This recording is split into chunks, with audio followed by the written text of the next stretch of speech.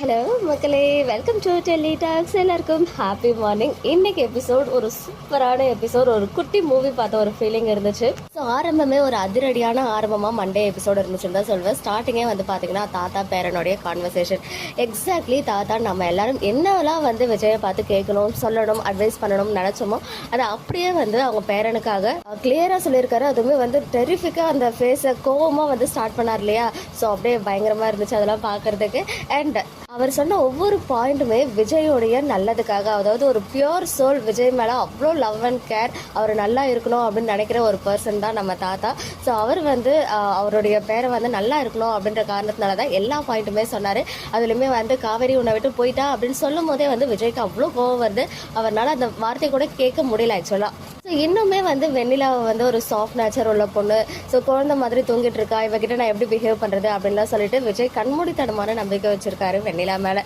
தாத்தா இன்னைக்கு ஒரு பாயிண்ட் சொல்லியிருப்பாரு. ஸோ ஒரு வேளை காவேரி வந்து விட்டு போயிட்டா அப்படின்னு சொல்லிட்டு கேட்கும்போது விஜய் வந்து கொஞ்சம் கோவமாக பேசுவார் இல்லையா. அப்போ வந்து பார்த்தீங்கன்னா ஒரு நிமிஷம் இல்லை, ஒரு செகண்டில் என்ன வேணாலும் மாறும் அப்படின்னு சொன்னாங்க. ஸோ ஒரு வேளை அப்கமிங் ட்ராக்கு பார்த்தோன்னா ஹிண்ட்டு தான் கொடுக்குறாரோ அப்படின்னு சொல்லிட்டு எனக்கு தோணுச்சு. ஏன்னா ரியாலிட்டிலையுமே பார்த்தீங்கன்னா ஒரு நிமிஷம் ஒரு செகண்டில் நம்ம மனசு எப்படி வேணாலும் தோணும். அந்த சுச்சுவேஷனுக்கு ஏற்ற மாதிரி இன்னும் எக்ஸ்ட்ரீம் லெவலுக்கு ஏதாவது நடந்துச்சுன்னா ஸோ அதை மீன் பண்ணி தான் தாத்தா வந்து அங்கே சொல்லியிருக்காங்க. ஸோ பார்க்கலாம் எதை நோக்கி மூவ் ஆகுது அப்படின்னு சொல்லிட்டு. ஸோ தாத்தா கேட்ட பாயிண்ட்ஸ் எல்லாத்தையுமே வந்து மைண்டில் வச்சுக்கிட்டு தான் விஜய் வந்து என்ன ஆனாலும் பரவாயில்ல வெண்ணிலாவை ஹாஸ்பிட்டல் அட்மிட் பண்ணிடணும் தான் டாக்டர் கிட்ட போய் அந்த கான்வர்சேஷன் வைக்கிறாங்க. பட் அந்த டாக்டர் வந்து எப்படி சொல்கிறது, அவர் வந்து அவங்களுடைய பேஷண்ட் நல்லதுக்காக எல்லாத்தையும் தெளிவாக உட்காந்து புரிய வைக்கிறாரு. ஸோ தெளிவாக போன விஜயை நல்லாவே குழப்பி அமைச்சிட்டாங்க. ஸோ அந்த இடத்துல நம்ம வந்து விஜயோடைய பாயிண்ட் ஆஃப் வியூவில் இருந்து பார்க்கும்போது கண்டிப்பாக விஜய் மேலே தப்பு கிடையாது அப்படின்னு தான் யோசிக்க தோணுது. ஆக்சுவலாக ரொம்ப பாவமாக இருந்துச்சு அவருடைய சுச்சுவேஷனை பார்க்கறதுக்கு. எல்லா சைடுமே வந்து லாக் ஆக்கிட்டாரு. ஃபைனலி நம்ம வீக்கா மொமெண்ட் ஆஃப் வேற லெவலில் இருந்துச்சு அப்படியே பார்க்கறதுக்கு. அதுவுமே அந்த லாஸ்ட் 2 minutes அந்த ஃபைட் சீன் கூட வந்து நான் ரசிச்சு தான் பார்த்தேன். உண்மையாகவே சொல்லணும்னா அந்த சீன்லாம் வந்து விஜய் அண்ட் காவேரியோட கான்வர்சேஷன் வந்து அப்படியே real fight, real husband and wife வந்து ஃபைட் பண்ணுற மாதிரியே இருந்துச்சு. அதுலேயுமே அந்த ஸ்விங்கை தட்டி விட்டுட்டு விஜய் எந்திரிக்கிறது, காவேரி திருப்பி திருப்பி கேள்வி கேட்கறது, அதுக்கு விஜய் வந்து பதில் சொல்றதுன்னு சொல்லிட்டு எல்லாமே ஆசமாக இருந்துச்சு இன்னைக்கு எபிசோடு. அதுலேயுமே இந்த பழைய விஜயா மார்னிங்னாலும் எனக்கு என்ன அப்படின்னு கேட்கும்போது விஜய் வந்து கோவமாக வந்து டைலாக்ஸ் எல்லாம் பேசுவாங்க. அதுக்குமே காவேரி வந்து சைலண்டாக இல்லாமல் அப்படியே பர்ஸ்ட் அவுட் ஆக்கிட்டாங்க. பிகாஸ் எந்த ஒரு விஷயத்தையுமே ரொம்ப நாளைக்கு மனசுக்குள்ளேயே வச்சு வச்சு வச்சு வச்சு நம்ம அப்படியே உள்ளே புழுங்கிட்டு இருந்தோம்னா கண்டிப்பாக அது வந்து ஒரு நாள் பெருசாக வெடிக்க ஆரம்பிக்கும். அது இப்போ தான் ஸ்டார்ட் ஆகியிருக்கு. இந்த மைண்ட் வாய்ஸ்க்கு எல்லாத்துக்குமே வந்து ஃபுல் ஸ்டாப் வைக்கிற விதமாக. இன்னொரு சைடு மெயின் வில்லியான ராகினி எட்டி பார்க்குறாங்க. ஸோ நமக்கு பிரவீன் சார் வந்து ஒரு விஷயம் சொல்லியிருந்தாரு, கான்ட்ராக்ட் மேரேஜ்னு போட்டு அந்த சுவர் தீம் வச்சுருந்தாங்க. அப்போ வந்து குட்டியாக இதை தான் வந்து யோசித்தோம், ஒரு வேளை ஒட்டி கேட்குற மாதிரி இருக்குமோ ராகினி வந்து அப்படின்னு சொல்லி.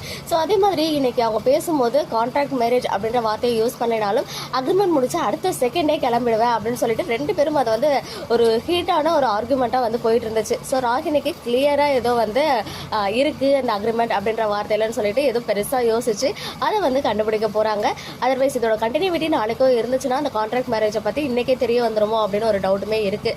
அப்படி இருக்கிறதுக்கு வாய்ப்புகள் இருக்குது. ஏன்னா அவங்க கேட்டுட்டாங்கன்னா பசுபதியை வர வைப்பாங்க. அதே நாள் நம்ம காவேரி ஹோல் ஃபேமிலிக்குமே யமுனா மூலமாக தெரிய வரும். ஸோ எல்லாருக்கும் ஒரே டைமில் தெரிய வந்து எல்லாரும் நம்ம வீக்காவை சேர்த்து தாக்க போகிறாங்க. ஸோ அந்த மொமெண்டெல்லாம் எப்படி இருக்க போகுது அப்படின்னு நம்மளால் கற்பனையே பண்ண முடியல. ஸோ இப்போதைக்கு விஜயோடைய ஸ்டேட் ஆஃப் மைண்ட் வந்து காவேரி விட்டுட்டு போவா அப்படின்ற வார்த்தையை கூட கேட்க முடியல. ஸோ கண்டிப்பாக ஒரு வேளை 1 நாளோ 2 நாளோ செப்பரேஷன் மாதிரி வச்சாங்கன்னா அது தாங்க முடியாமல் தான் தாத்தா மேலே படுத்து அழுவாங்க போல். ஸோ இந்த வாரம் ஒரு பெரிய எப்படி சொல்கிறது, வீக்கா ஃபேன்ஸ் எல்லாத்துக்கும் நிறைய மன தைரியம் வந்து இருக்க வேணும்.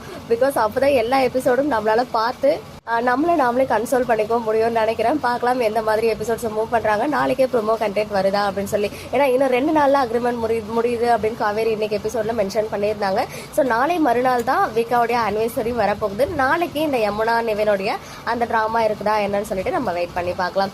இன்னைக்கு எபிசோட் பார்த்தீங்கன்னா உங்களுடைய ஒப்பீனியன் என்ன அப்படின்னு கமெண்ட்டில் சொல்லுங்கள். மக்களே நெக்ஸ்ட் வீடியோவில் மீட் பண்ணுறேன். எக்ஸ்க்ளூசிவ் அப்டேட்ஸ்க்கு மறக்காம நம்ம யூடியூப் சேனலை சப்ஸ்கிரைப் பண்ணிக்கோங்க.